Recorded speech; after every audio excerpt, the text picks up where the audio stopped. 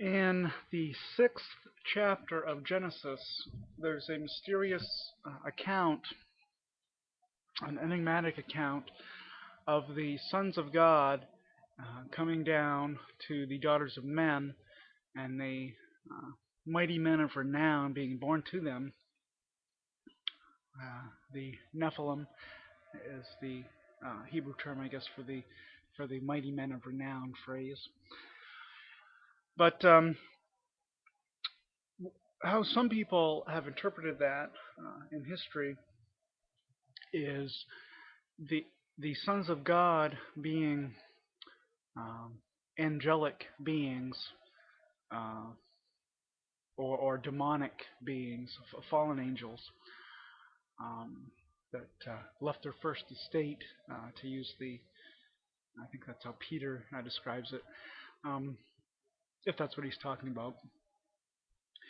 Uh, so one possible interpretation of Genesis chapter 6 is that we have angels who had turned away from God, became fallen angels or demons, and they had sexual relations with women at that time, right before the flood of Noah. And uh, you've got incubus and succubus, incubi, succubi. Those are the male and female versions of these sexually active fallen angels.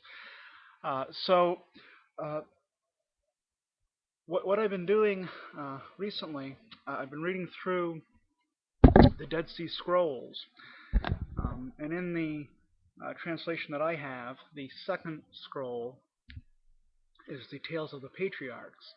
And it's interesting that in the Tales of the Patriarchs, um, which is from the Dead Sea Scrolls, they interpret Genesis chapter 6 in that way. Now, the Dead Sea Scrolls were written about the time of Christ, so about 2,000 years ago. Um, excuse me. So, why that's interesting, excuse me, is because Genesis chapter 6 has been around for a lot longer than the time of Christ, um, and the uh, there are people who will appeal to virgin birth stories outside of Christianity, and they'll say that the Christians have copied this from these other traditions. So therefore, since the other traditions aren't true, neither is Christianity. Um, but it seems more than coincidental to me that when there's some foul play, some copying going on, when there's a problem somewheres, that it's automatically the burden of um, the benefit of the doubt is automatically given against Christianity. It's Christianity which is borrowing from these other traditions. That seems to be the assumption, instead of the other traditions copying from Christianity. So what's significant about Genesis chapter 6 and the Tales of the Patriarchs is that this is coming before um, the Greco-Roman stories of virgin birth and so on. Now the extra, the non-Christian candidates for virgin birth stories, um, where the story of the virgin birth of Christ is allegedly stolen from. When you actually go back and look at these stories, um, it really seems, in most cases, to be either some sort of extraordinary birth, like a rock, a stone on the ground giving birth to a being. So it's not really a virgin birth, it's just a remarkable birth. Or Zeus, for example, coming down and having sexual relations with a human woman, giving birth to an offspring, a demigod. So it's really not a virgin birth, it's just a pagan deity having sex with a human person who then gives birth. But as I said, Genesis 6 um, would predate that. And one way to take Genesis 6 is that it's deities coming down as human beings and having relations with human women, giving birth to the Nephilim. So it's just interesting that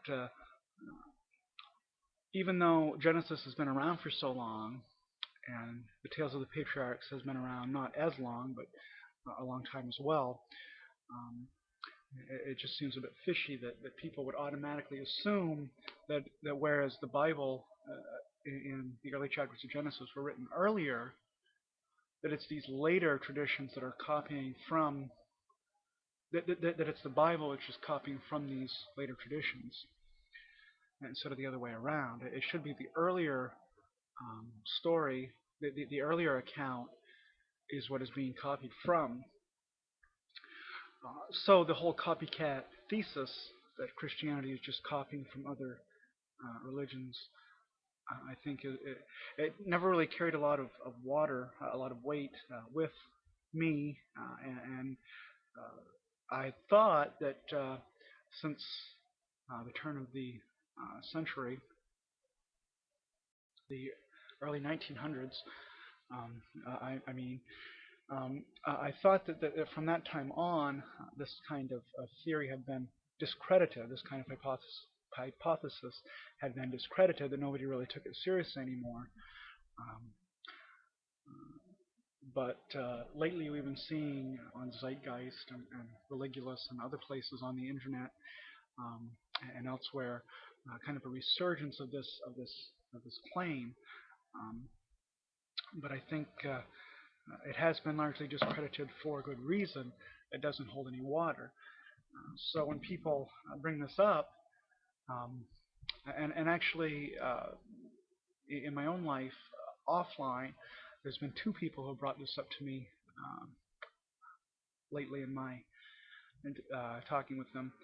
Um, so it's an idea that is popular on the popular level, but again, I don't think any intelligent uh, skeptics who